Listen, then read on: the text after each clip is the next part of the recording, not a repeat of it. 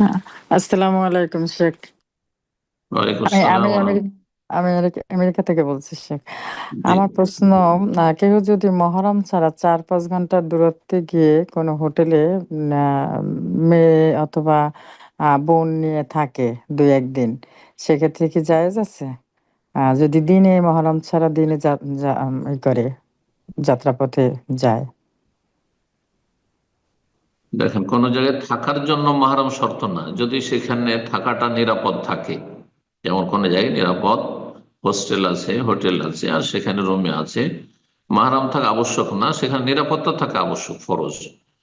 কিন্তু এই সফর করার জন্য মাহরাম শর্ত। মহিলা একা বা একাধিক মহিলা একসাথে সফর করা জায়েজ নয়, গুনহার কাজ, গুনাহ হবে, গোনা হবে। আর এতে মহিলাদের সম্মানিত করা, সুরক্ষিত করা হয়েছে। কারণ মহিলারা অধিকাংশ ক্ষেত্রে জুলুম অত্যাচারের শিকার হচ্ছে, ধর্ষণের শিকার হচ্ছে, অথবা অনেকে শয়তানি, বিভিন্ন রকম শয়তানি করে থাকে। সেটা শুধু মহিলা থাকলে তখন এটার সাহস করে, কিন্তু একজন পুরুষ থাকলে তাকে বহুবার চিন্তা করতে হয়, সাথে একজন পুরুষ আওয়ালক থাকে। এজন্য এই রহস্যের কারণেই শরীয়তে মাহরামের শর্ত লাগানো হয়েছে সফর করার জন্য। বারাকাল্লাহ ফিক। সেটি নেকির সফর হোক, ব্যবসা বাণিজ্যের সফর হোক, জায়েজ সফর হোক। জি, বারাকাল্লাহ ফিক। আসসালামু আলাইকুম। ওয়ালাইকুম আসসালাম রহমতুল্লাহ বরকাত। শেখ, আমি যে এলাকায় থাকি ওই কোথায়, এলাকার কোথা দিয়ে বলছেন? খুলনা খুলনা বাংলাদেশ থেকে বলছি শেখ। জি, প্রশ্ন বলেন। আমি আমি যে এলাকায় থাকি ওই এলাকার কয়েক কিলোমিটারের মধ্যে কোনো সহিহ আকীদার কোনো মসজিদ নাই। তো যে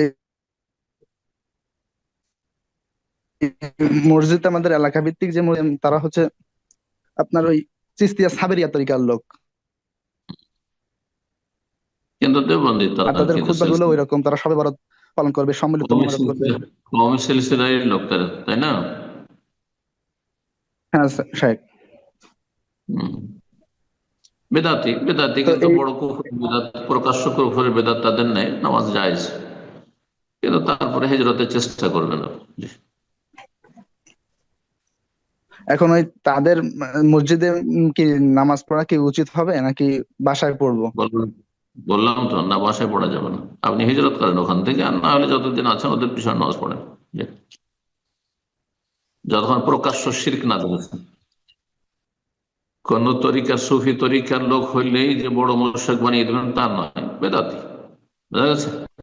যতক্ষণ পর্যন্ত আল্লাহ ছাড়া অন্যকে না ডাকছে, ইয়া গাউস, ইয়া খাজা, ইয়া জিলানি, ইয়া চিশতি, ইয়া হুসাইন, ইয়া আলী, যতক্ষণ না করবে কথা বোঝা, অথবা নবীকে হাজির নাজির, আলমুল গায়েব না বলবেন, হ্যাঁ, বড় শিরক কুফরি কথা না বলবে, উচ্চারণ না করবে, ততক্ষণ পর্যন্ত তাদের পিছনে সালাত পড়বে।